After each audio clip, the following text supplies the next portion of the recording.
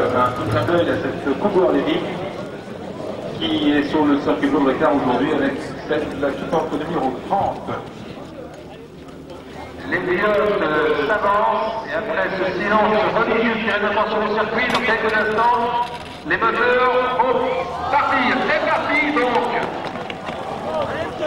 Vous pouvez les applaudir et les encourager.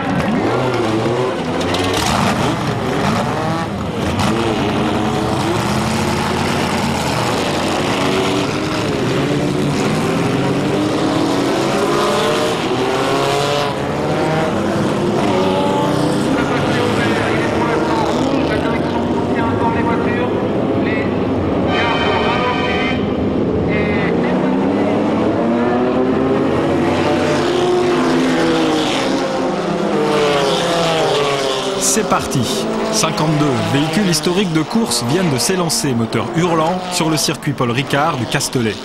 Pour la 3e année consécutive, leurs pilotes s'apprêtent à relever un défi presque insensé.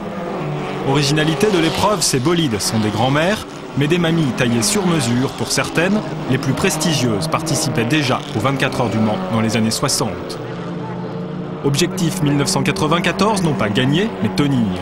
Au plan mécanique d'abord, pour boucler le plus rapidement possible quelques 500 tours de circuit pour les meilleurs. Tenir au plan humain ensuite, ici comme au Mans, l'épreuve dure 24 heures.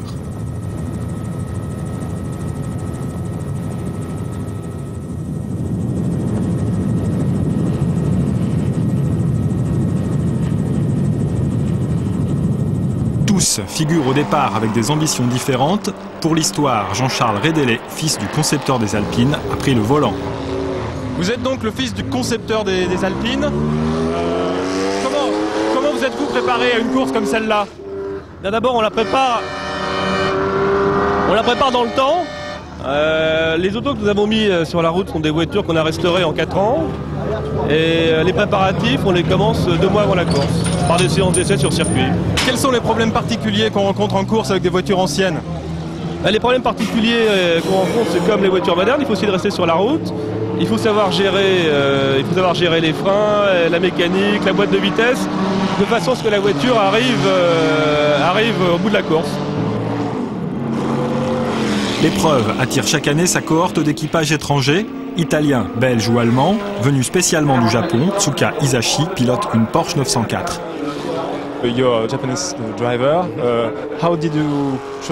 Vous arrivez du Japon, comment vous êtes-vous préparé pour cette course?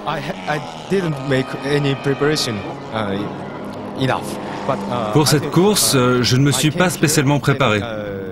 Je suis simplement arrivé ici, j'ai essayé cette 904 GTS et c'est tout en ce qui me concerne. Rencontre-t-on des problèmes particuliers avec des voitures anciennes?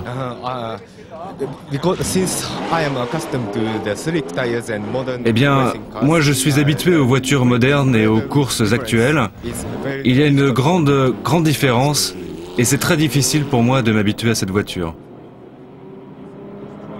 Difficile en effet de maîtriser 24 heures durant une voiture taillée pour la course. Concurrente sérieuse pour la Porsche 904, les Lola T70, 2 monstres de 500 chevaux qui disputaient en leur temps des épreuves de vitesse. Celle de l'homme d'affaires belge Jean Blaton a été jalousement couvée toute la nuit. Vous courez avec une Lola T70, comment se prépare-t-on avec ce genre de véhicule? C'est une voiture qu'on a complètement refaite quand même parce qu'elle était assez ancienne. C'est pas une voiture d'endurance. L'an dernier on a gagné ici avec une Ford GT40 qui était une voiture qui était conçue pour l'endurance. Celle-ci à l'époque n'était pas du tout conçue pour l'endurance. Donc on a tout refait cette nuit et on va rouler vraiment en deçà des possibilités de la voiture pour essayer de la faire tenir 24 heures. Mais c'est pas facile. Et au plan humain? Au plan humain, c'est pas vraiment une course terriblement dure. Enfin, les 4 pilotes qui roulent ont une expérience assez importante des courses de 24 heures, puisque je crois qu'ensemble, on a les 24 heures du Mans, par exemple, ensemble, on a dû les faire 40 fois, je crois, en additionné. Ceci dit, un circuit comme le Ricard, la nuit est assez difficile parce qu'on voit pas bien. Il y a une très grande différence de vitesse entre cette voiture-ci et les plus lentes, donc il faut rester concentré.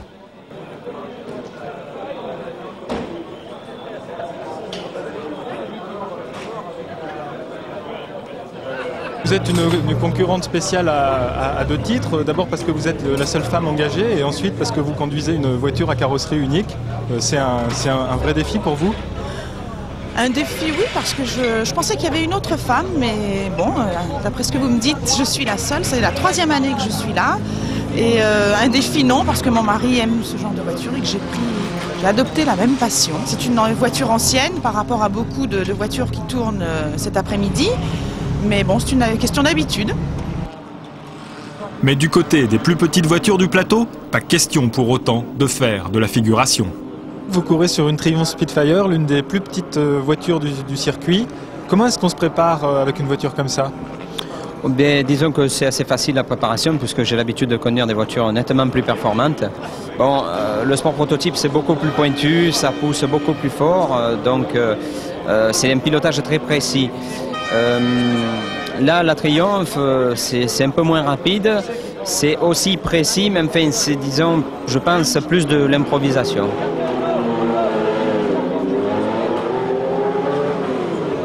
Au plan humain, c'est facile aussi? Oui, assez, parce que bon, c'est quand même décontracté, c'est vraiment sympa. J'ai déjà couru en endurance avec cette équipe, justement. J'ai participé aux 6 heures de Spa. Et c'est décontracté, c'est bien, bon, c'est une autre ambiance. Pronostic difficile donc, mais une certitude, ça va pousser. Alors vous espérez quel résultat? On espère gagner. L'année dernière, on a fini 6e, on espère faire un peu mieux. Bien sûr, j'espère gagner. Rentrer peut-être dans les 20. On espère terminer.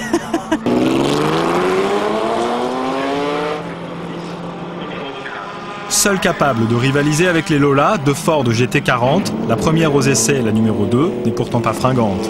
Après un départ manqué, ces mécaniciens tentent en vain de réparer. Dans le peloton, les Américaines de Corvette et une Mustang Shelby ont bien du mal à s'affirmer. La lutte est engagée en revanche au sein de la meute des Porsche 911. 11 au total, elle représente près du 5e des véhicules du circuit. Pour les autres, Jaguar Type E au style LA, Triumph ou MG, la nuit promet d'être longue.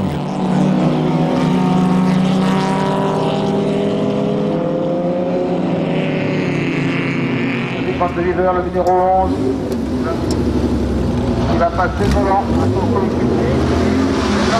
Là, 70, numéro 3 de BS, repasse maintenant en tête. Elle va devoir s'arrêter pour ravitailler dans assez peu de temps, mais pour l'instant, la première, elle est elle.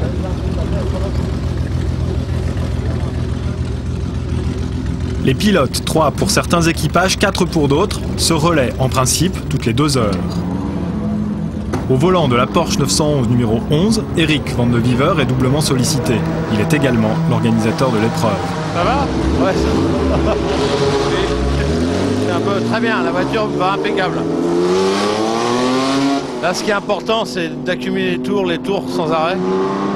Et on s'arrête le moins longtemps possible. Donc, ce qu'il faut, c'est que les pneus ils tiennent 12 heures, les plaquettes de frein aussi. Si on arrive à faire ça, je crois qu'on aura un très très bon résultat. Déjà 3 heures de course, chaque concurrent commence à prendre ses marques. Problème de culbuteur pour la Lola numéro 3 de Jean Blaton, contrainte à des arrêts de plus en plus fréquents. La seconde Lola numéro 15 prend la tête, talonnée par l'Elva BMW. Derrière, à un tour, la Porsche 904 s'accroche.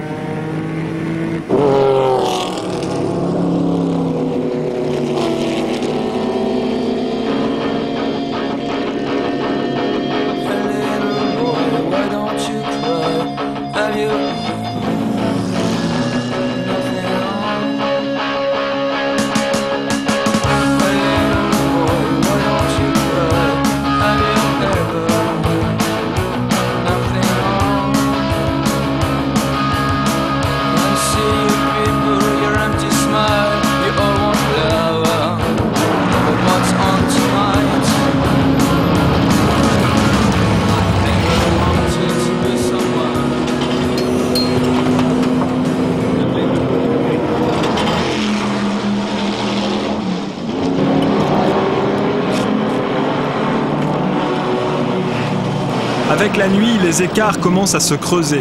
Régularité pour certains, la Lola et l'Elva BMW de l'écurie AC Maille qui cumulent les tours. Mais angoisse, puis déception pour l'autre Lola. Explication de l'un de ses pilotes, Pierre Dieudonné. Nous savions que nous prenions un certain risque en engageant cette voiture parce que c'est une voiture de sprint, elle n'a jamais été conçue pour faire 24 heures. Ceci dit, elle avait été extrêmement bien préparée. Et bon, nous heurtons pour le moment un problème de bride de culbuteur, mais que nous nous expliquons pas très bien. Il semble que ce soit plutôt un phénomène vibratoire dans le moteur, peut-être à un certain régime. Et on n'a pas vraiment la cause, mais tout le reste allait très bien. Donc on avait vraiment l'espoir de pouvoir l'amener au bout sans gros ennuis.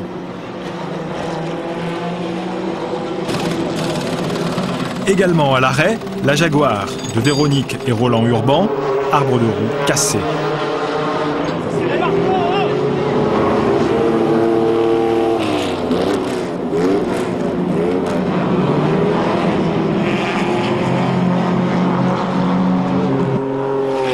Et pendant ce temps, dans le peloton, les plus entreprenants aimeraient bien battre des records.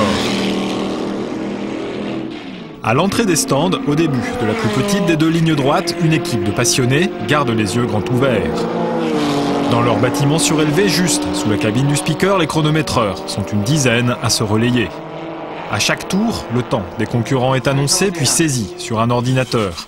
Les pilotes peuvent ainsi adapter leur vitesse en fonction des recommandations de leur team manager.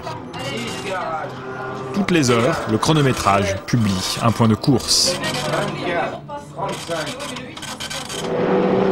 Près des stands, la nuit apporte son lot de malheurs. 50 minutes d'arrêt pour le second prototype Alpine M63, le numéro 61 au pédigré impressionnant. Motif, une simple fuite d'essence. Disque de frein cassé pour la Corvette 83 qui court pour le département du Var. Boîte de vitesse bloquée pour la Jaguar type E numéro 7 et boîte cassée pour la Porsche de l'organisateur Eric Van de Wever. La numéro 11 est à l'arrêt, qu'est-ce qui se passe? Vous étiez le dernier pilote à bord? Oui, tout à fait. En faisant dans le double droite du Bosset 4-3, au moment où il se referme, la troisième s'est mise à chanter vraiment un bruit comme si le pignon n'accrochait plus, donc quatrième. Et ensuite, en remettant la 3, le bruit s'est amplifié. Et sur ce circuit, la troisième est vraiment capitale. Donc le 2-4 est impossible à faire, donc j'ai préféré rentrer. Donc on dépose la boîte. Votre voiture à l'arrêt? Bah oui, je viens d'apprendre ça il y a 2 minutes. J'étais en haut, je m'apprêtais à me changer. Et je crois qu'il y a eu un problème de boîte. Ça se change facilement? Bah, je pense qu'ils vont me mettre 1 heure tout de même, mais bon, on va repartir. Tout repose désormais sur le doigté des mécaniciens.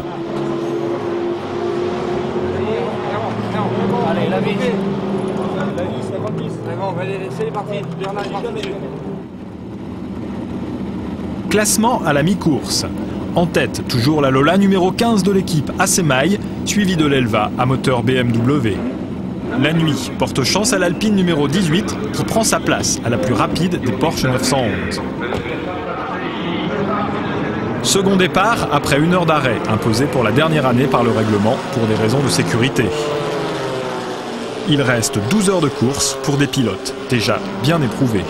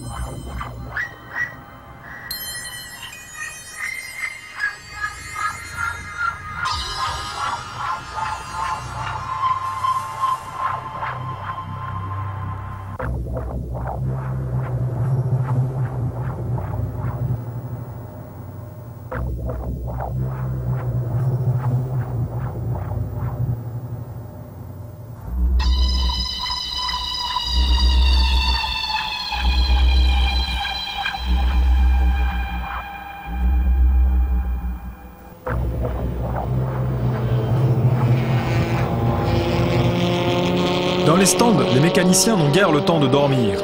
Grâce à leur rapidité, les corvettes ont pu repartir, mais avec beaucoup de retard. Autre endroit stratégique, le ravitaillement d'essence. L'Austin LA numéro 41 a calculé un peu juste, il faut la pousser, c'est la règle du jeu. Dotée d'un appétit insatiable, la Lola de tête est la seule à posséder 2 réservoirs. Elle prend 2 fois plus de temps pour les remplir. Pour les autres, c'est plus simple, on remplit avec des pompes ordinaires, 5 au total, quelques précieuses minutes d'arrêt, et voilà, c'est reparti.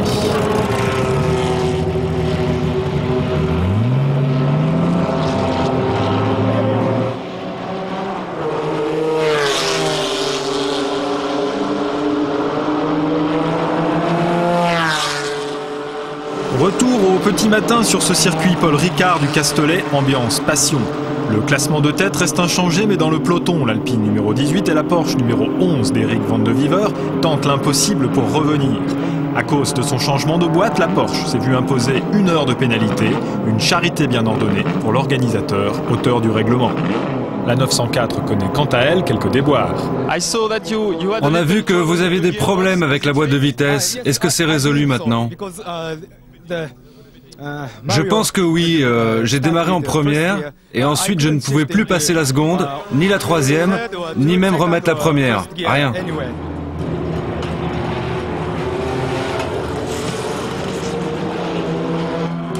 Encore une fois, ce sont les mécaniciens qui font la différence. Ceux de la 904 des Allemands ne laissent rien au hasard.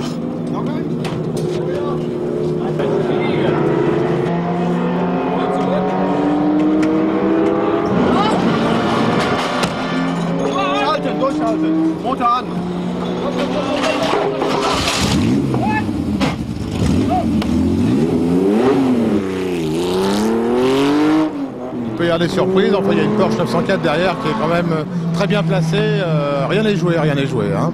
Voilà, je voulais vous demander ce que vous redoutiez justement de la 904. On la redoute justement, on la redoute. Redoutable, en effet, la 904 est lancée à la poursuite de la Lola de tête. Elle se bat désormais pour la victoire. Plus décontractées, les équipes des véhicules de tourisme en profitent pour souffler un peu. L'important reste après tout de participer. La nuit a été longue et épuisante pour tous, y compris pour l'organisateur, Eric Van de Viver. Hier, une boîte de vitesse cassée, aujourd'hui vous remontez comme un fou. Ouais, c'est sympa, on s'est tiré une bonne bourre avec les 2 900 qui sont en tête, enfin qui sont devant nous. Et j'ai fait pratiquement 2 heures sans arrêt avec eux, un coup l'un, un coup l'autre, c'est bien sympa. Bon, maintenant avec 4 vitesses utilisables en fait, parce que la boîte qu'on a est beaucoup trop longue, donc on a plus de 5e. C'est un peu dommage ça par contre. Vous êtes en train de gagner le pari de l'écurie Alpine ce matin ? Oui, enfin ce qui est un peu regrettable, c'est que la 2e Alpine pour l'instant a été un petit peu embêtée avec des problèmes de soupape. L'important c'est qu'il y en ait une à l'arrivée, on espère simplement que ça va tenir, le jour se lève, donc ça veut dire qu'il reste encore pas mal de temps. Mais bon, pour l'instant, dans le relais que je viens d'effectuer, tout s'est très très bien passé.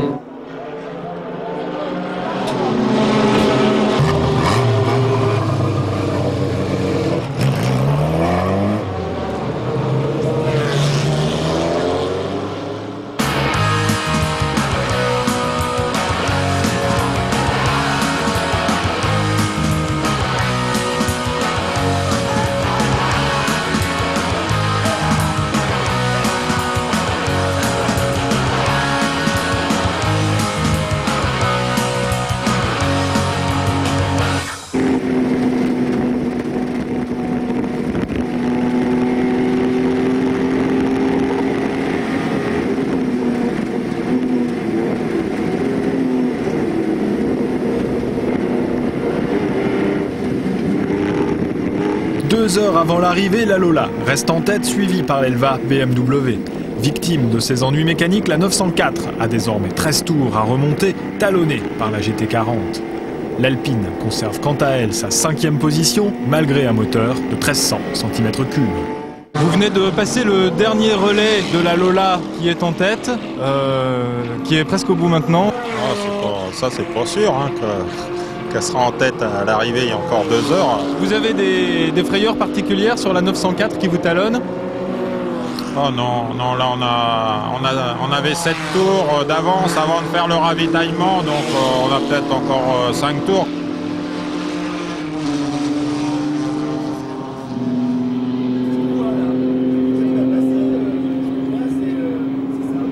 Vous avez eu des petits problèmes cette nuit?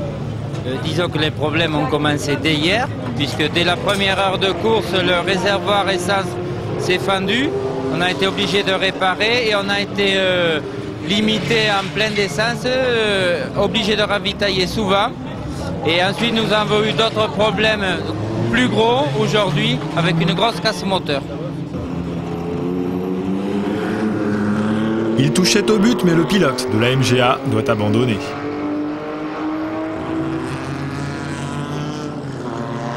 Ça chauffe également pour le moteur de cette Alfa Romeo. Totalement immergé dans l'ambiance de la course, les commissaires de piste réconfortent son pilote et lui conseillent de repartir lentement. L'Alfa va terminer. À 1 heure de la fin, la Triumph Spitfire est 15e, je crois. Comment est-ce que c'est possible de figurer en aussi bonne place avec une voiture comme ça? Tout d'abord, grâce à la fiabilité, la bonne préparation des mécaniciens. Et puis, par la faible consommation aussi. Et les longs relais qu'on a fait, le maximum 1h50 à peu près. Vous êtes en passe de remporter votre pari? Oui, je crois, oui, oui, oui.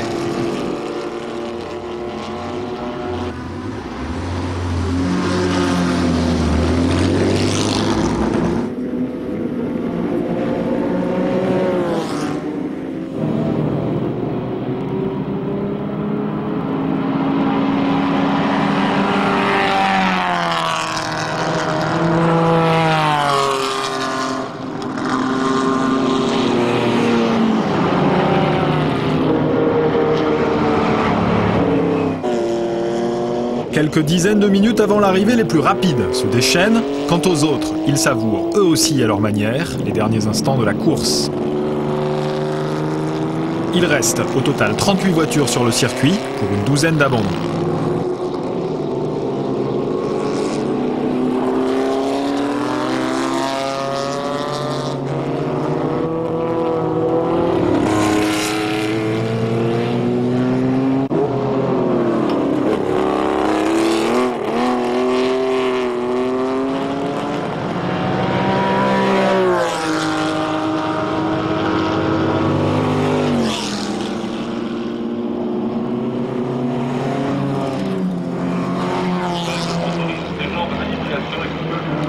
« 15h59 minutes 50 secondes, l'arrivée enfin. En tête, la Lola qui couvre 537 tours à 129 km/h de moyenne.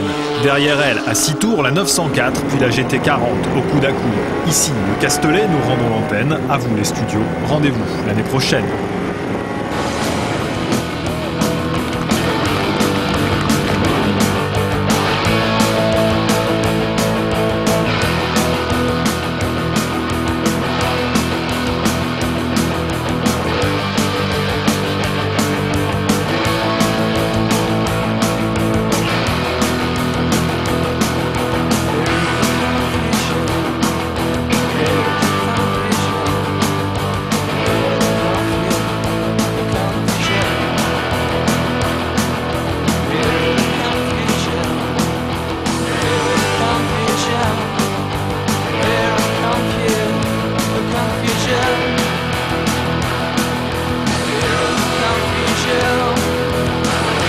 Confusion.